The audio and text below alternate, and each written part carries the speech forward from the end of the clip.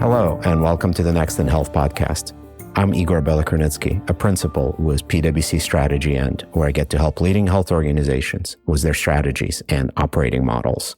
And last week, we had a fascinating conversation about the possibilities that GenAI brings to pharma and life sciences industries and how it could help drive innovation and affordability and equity. And today, we will have a similar conversation about the potential of generative AI for the delivery and coverage of healthcare, so for healthcare providers and for healthcare insurers. And so at this point, you might be asking yourself, does the world really need another podcast episode about GenAI in healthcare? And I believe it does, and I'll tell you 3 reasons why. First is the topic itself is a little bit unique. Every conversation that we have with health organizations and health leaders out there today, they bring up GenAI unprompted. And it's hard for me to remember the last time in the last topic that this would happen to, where people just ask you about it, whatever the conversation happens to be. The second reason why this conversation will be important is that we ourselves as a firm are not just talking about it, we're actually investing over $1 billion in developing our capabilities around GenAI and developing our people around this topic as well, and making sure that everybody's ready for the future. And the final and probably most important reason to listen to this is because of the guests. We have 2 great guests today. They're both returning guests to the podcast. And so we have Murthy. He's a director who focuses on developing growth strategies and delivering sustainable digital value transformation for payers. And we're also excited to welcome back Inshita, who's a director who focuses on digital-led consumer and employee experience strategies for health systems. So Shri and Inshita, welcome to the podcast. Thanks for being back. Thanks for having us. Thanks, Igor. Glad to be here. Excellent. So maybe let's begin at the beginning. Generative AI has received perhaps more than its fair share of press coverage in the past few months. And so tell us about the potential you see for this unique technology in healthcare. And Inshita, let's start with you. We've seen a lot of technologies, right, in the past few years, but we do think that GenAI is different given how user-friendly it is. It also works with unstructured information like documents. It has the ability to generate new interactive content and improve programmer productivity. It has the possibility to transform patient interactions and experiences with conversational AI. It can improve admin and clinical workflows. We're also seeing cases of nurse co-pilots and physician co-pilots. So we're really excited about this technology. It's not just science fiction or hypothetical anymore. It's here right now for a variety of tasks. And we are already seeing organizations experimenting with GenAI, while others are rolling out or implementing larger process and workflow transformations. That's excellent. And since you're mentioning that it's not just hypothetical at this point, it's already being used, it's already being implemented, it's generating value, I wonder if you would give us some examples from the world of providers of health systems and physician groups of how generative AI is already being used today. Yeah, for sure. We're seeing some kind of lower risk, more immediate applications. And then we're also seeing some investment in longer term applications. The more immediate ones are front office, so patient facing and marketing, or content generation based on prompts, parameters, the work that traditionally was done by your marketing agencies or even in-house teams, and saving a lot of time there. In contact centers, really end-to-end with human-like proactive outreach to your consumers, self-service, conversational AI bots, agent assist for knowledge management, and post-call summarization. So overall, saving a lot of time for agents and really equipping them to have more meaningful conversations with our consumers. On the clinical or the patient services side, it's being used most immediately to reduce the documentation burden, which we all know has been a dissatisfier for our clinical staff. So scribing, summarization, patient information lookup, and some hospitals are also using it to generate better handover reports and procedures between shifts. On the back office, we're seeing automation of revenue cycle processes. You might have heard automating prior authorizations, denials and appeals management, and even in IT for coding assist, HR, legal functions for looking up company policies. Really what we're seeing is you start to implement it for one use case and other departments jump on. And longer term, it's about providing clinicians that co-pilot to look up clinical protocols or more advanced, even clinical decision support to suggest initial diagnosis that can be verified by physicians. Inshita, that's a great overview, really helpful, and sounds like there's applications across the entire care delivery value chain, starting with documentation, interacting with producing or interrogating documents. And so let's shift gears to health insurance. And Shri, I know you've been working for a number of years to help health insurers drive affordability of healthcare, make health insurance more user-friendly, take advantage of some of the latest technology. So how does GenAI change the game, and what are some of the applications you're seeing in the health insurance space? Thanks, Igor. That's a great question. There has been tremendous interest within the payer space as it pertains to utilizing GenAI for a variety of reasons. And primarily, one of the points you mentioned around affordability has been a striking theme with multiple payers. As we have seen with AI, GenAI as well, payers have been cautious on their GenAI journey so far, while there is tremendous interest. There are a lot of use cases that are being contemplated, and some of them in proof of concept development across these payer organizations, particularly as it pertains to use cases where the risk for the enterprise is low, but the business value is moderate to high. And I can share a few examples here.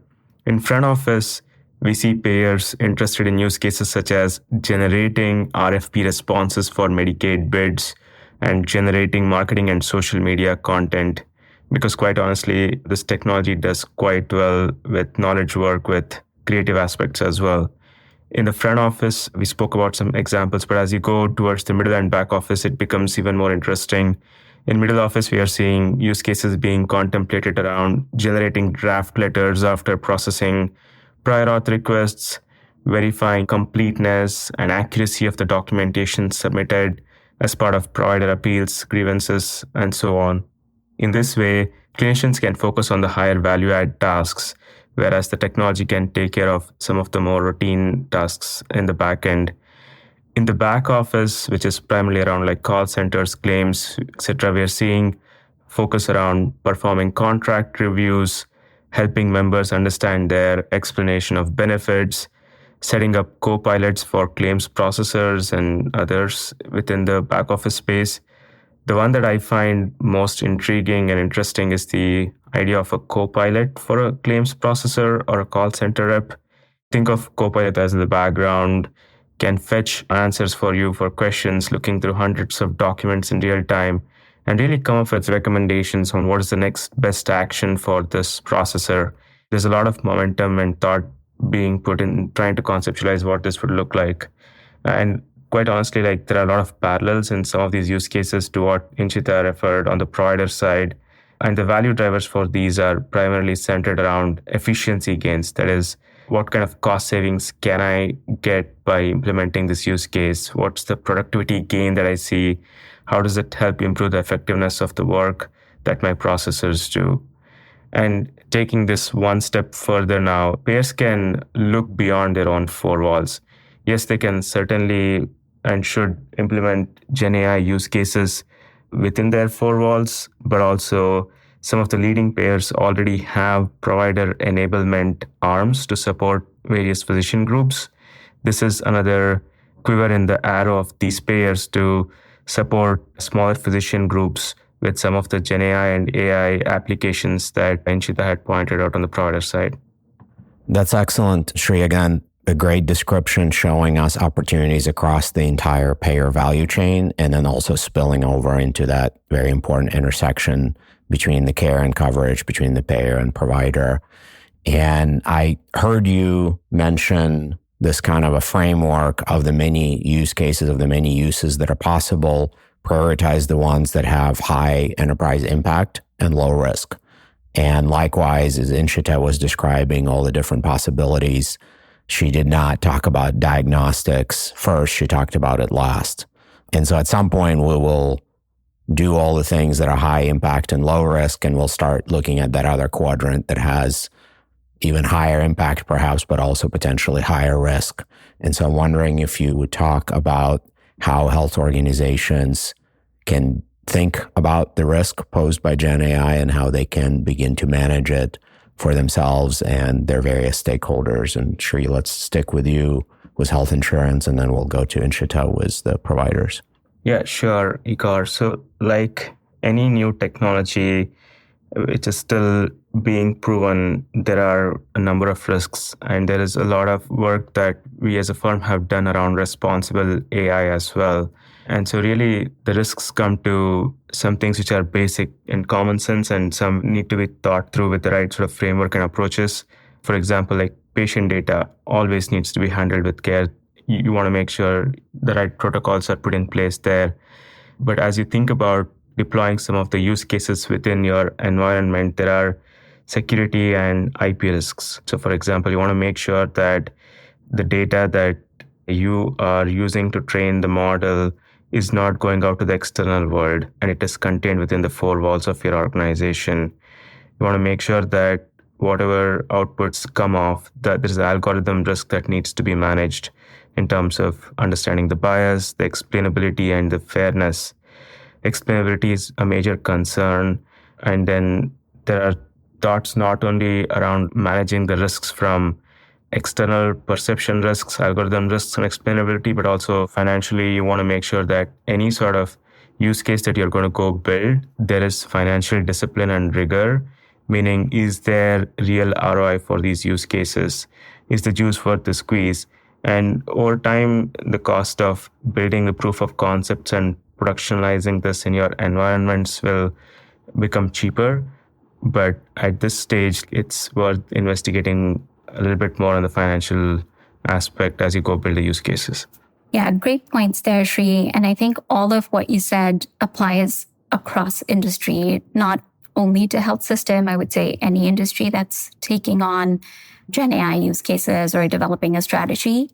I also want to say, according to PwC's trust survey of 500 business executives, nearly all of them said that they're prioritizing at least one initiative related to AI systems in the near term. But only 35% say that they will focus on improving the governance of AI systems in the next 12 months.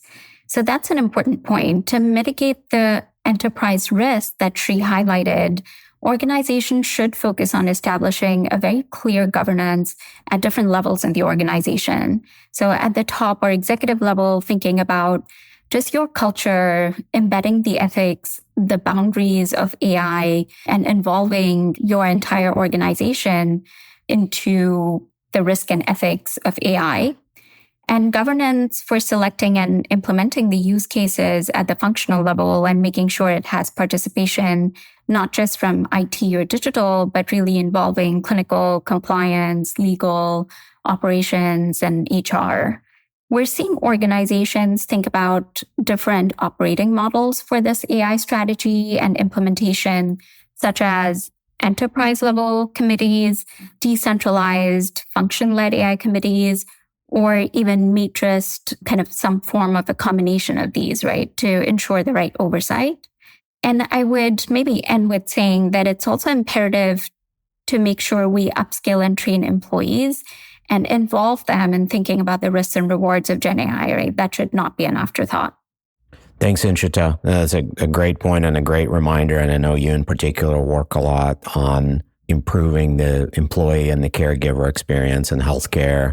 And this technology has the potential to further improve it, but also bring some risks. And so very important to consider that aspect and appreciate that reminder. Thank you both for a great conversation and for simplifying and clarifying for us what this technology is, what it's good for, what its potential is for both payers and providers to drive efficiency, to drive experience, to drive better results for all of their stakeholders involved, and also for helping us see that we're still in the early days and that all the uses and all the risks are still being discovered and identified. And the important thing to do at this point is to educate yourself about the possibility of the technology and to start putting structures in place to use it responsibly. So thanks for the great conversation. Thank you. It's really an exciting topic. Thank you for having me, Igor. Really appreciate it. Passionate about this topic and looking forward to more conversations on this. Oh, yes, we'll definitely have both of you back to talk about this in the future. For more on these topics and other health industry insights driven by policy, innovation, and care delivery changes, please be sure to subscribe to our podcast so that you can get all the great future episodes as well as listen to the past episodes. Until next time, this has been Next in Health. This podcast is brought to you by PwC, all rights reserved. PwC refers to the U.S. member firm or one of its subsidiaries or affiliates, and may sometimes refer to the PwC network. Each member firm is a separate legal entity. Please see www.pwc.com/structure for further details. This podcast is for general information purposes only and should not be used as a substitute for consultation with professional advisors.